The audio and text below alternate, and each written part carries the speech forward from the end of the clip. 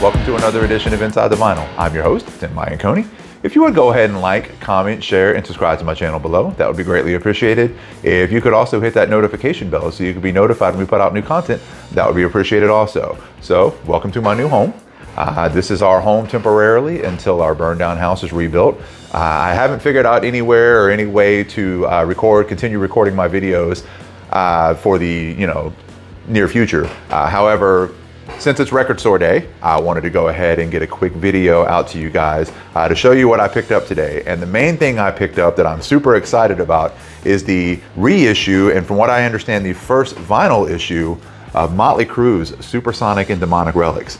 So this originally came out in 1999. It's kind of an odds and ends and B-sides album.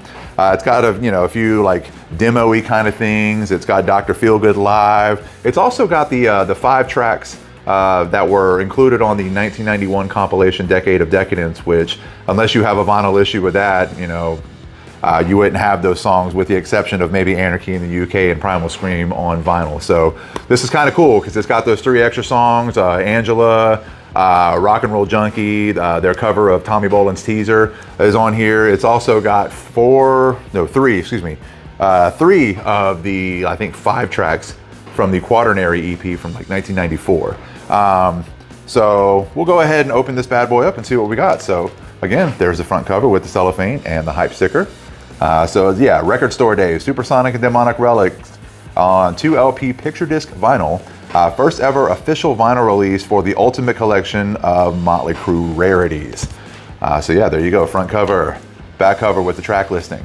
So one thing I will say about this vinyl release, and I was a little bummed out about it because I really feel like, Motley has kind of done their best to pretend the John Corabi era of Motley Crue didn't happen.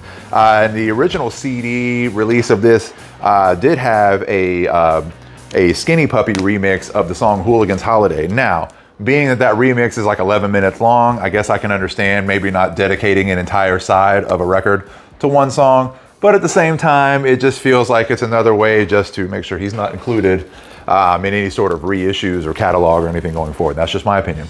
But anyway, so we're gonna go ahead and open this bad boy up.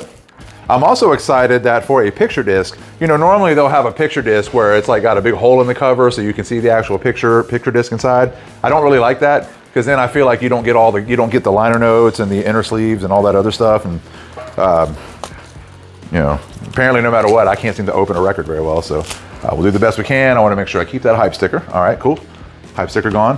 All right, there we have it. Motley Crue, Supersonic and Demonic Relics, front cover, back cover without cellophane.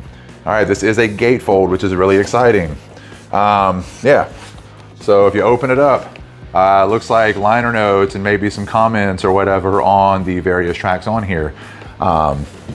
So yeah, pretty much like some commentary and then some liner notes on the other side. So let's go ahead and see. If we pull out the first record, we have a black inner sleeve here. Let's see, not anti-static or anything, just paper.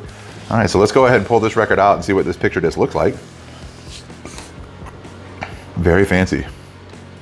Look at that. On one side, it's got the cover again, Motley Crue, Supersonic and Demonic Relics, with the track listing for side A and side B. And then if we turn it over, I'm assuming maybe that's a picture of one of the speakers on the back. I'm not entirely sure what that is, but that's really cool. Yeah. Oh, it's one of the speakers on the cover of the album. Yeah. So, yeah, see, it's that one right there. All right, anyway. All right, so let's go ahead and just look at the other side.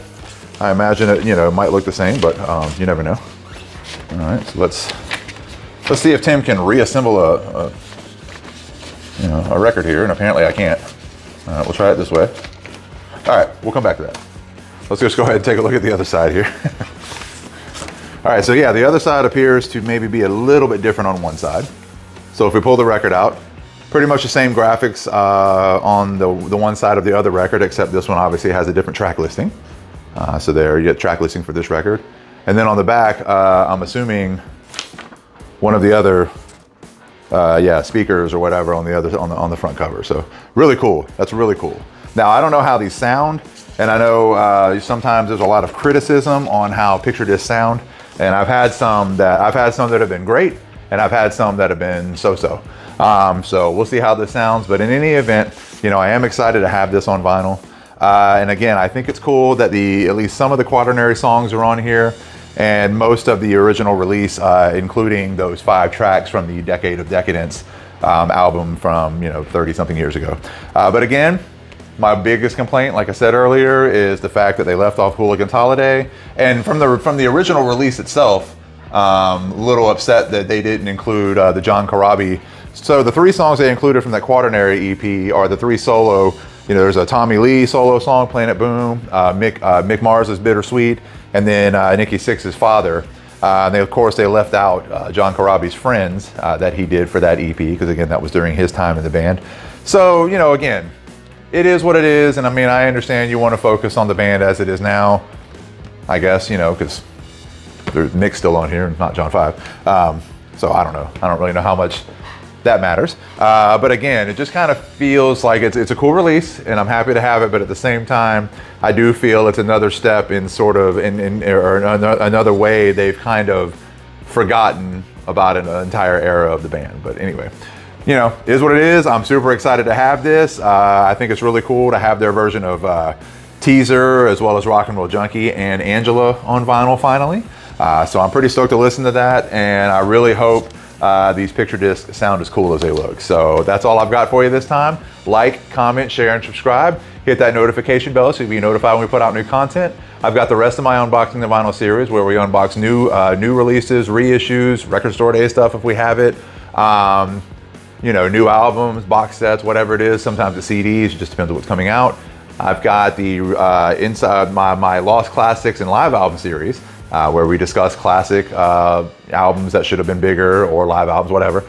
I've got some concert footage from various festivals and concerts over the last several years. I've also got a couple of short documentary style films that I made.